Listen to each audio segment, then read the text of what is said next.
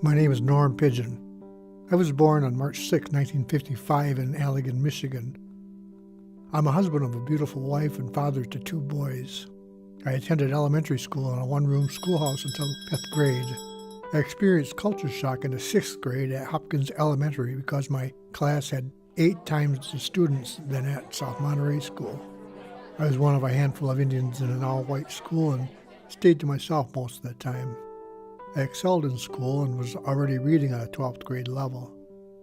When I was 14, I had my first encounter with alcohol. My neighbor used to make homemade dandelion wine and offered me some. I remember when I was 6, I saw my father drinking beer in a car with other men, and I'll never forget when he threw me against the wall in a drunken rage because I didn't answer his question right. At that age, I didn't understand what was going on. My father would be gone for weeks or months at a time, and I would hide with my brothers in the sand dunes to watch for our father when he came home. Time had passed, and I went to my first party with my brother, got drunk, went home, and passed out. I started drinking on weekends and couldn't make sense of it. Why was I doing it? My grades were suffering, but I didn't care because I already knew everything I needed to know, so I passed my classes to remain in sports.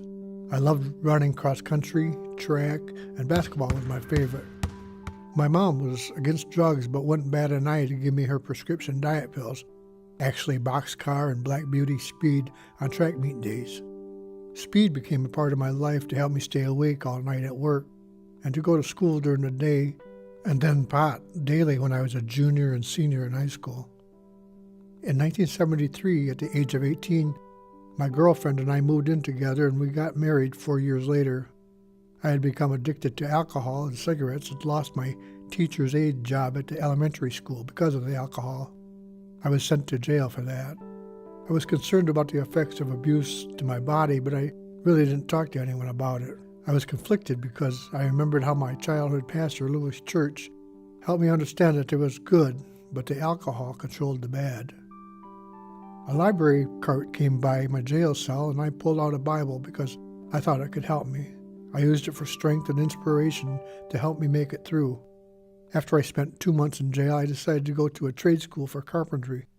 I remember when my Uncle Leonard was building a house and I could smell the pine being cut, and I always wanted to do something like that. After 2 years of school, I got a job. In 1995, I started my own construction company, and in 1999, this guy asked me to join him 50-50. He said, "I have the tools and connections, you have the smarts." We joined and built many houses, including log homes and even doctor's offices. In 2002, he moved to the UP because his father-in-law got sick. My mother-in-law died before 9/11. My father passed away in 2002, my mother in 2005, and then my father-in-law in 2009. The grief added to my anxiousness and sadness. I had been sober for 24 years and I wanted to escape the pain. I thought a beer a day would be okay, but one beer led to another and another, and then to excessive drinking. I had a mental breakdown and tried to commit suicide. I agreed to see a psychiatrist and showed up drunk to my appointment. I was admitted to the Holland Community Hospital for 2 weeks. While I was there, I had a moment of clarity. Everything I was doing was wrong, and I did need help. I wasn't afraid to ask because I know I had beat this thing before. I focused on making my life whole again. It was more fulfilling than the addictions. I had good inside me, no matter how bad it was. I'm in control of my own life. I was diagnosed with being bipolar. The ups and downs were difficult, but instead of turning back to alcohol, I decided to follow the regimen of the doctors. I'm clean and sober, and I don't smoke cigarettes anymore. My sobriety date is not important to me because that means the addiction don't have a grip on me. I live spiritually, physically, mentally, and emotionally with a centered and balanced life. I've been blessed in life, and I've always had pride in the things I was doing: plumbing, electrical, drywall, and even making walking sticks. I wanted to give somebody the best. I'm happy and I can be a guiding light in someone's life. If you feel that you are in a dark, deep hole with no way out, don't struggle. There is help. There is strength in willpower, and there is strength when somebody is willing to listen to you. If I can be of help in the smallest way, I'm willing to help. Later in life, I learned about historical trauma. I realized that my parents were subjected to boarding school, loss of a parent at a young age, racism, and many other traumas, factors that may have contributed to their own addictions or mental illnesses.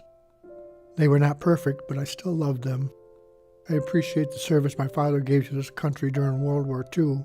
I was told he was the most decorated soldier in Allegan County, if not Michigan, and he was an excellent black ash basket weaver. Adam and Jesse, I'm sorry for not always being available for you, but know how much I always loved you.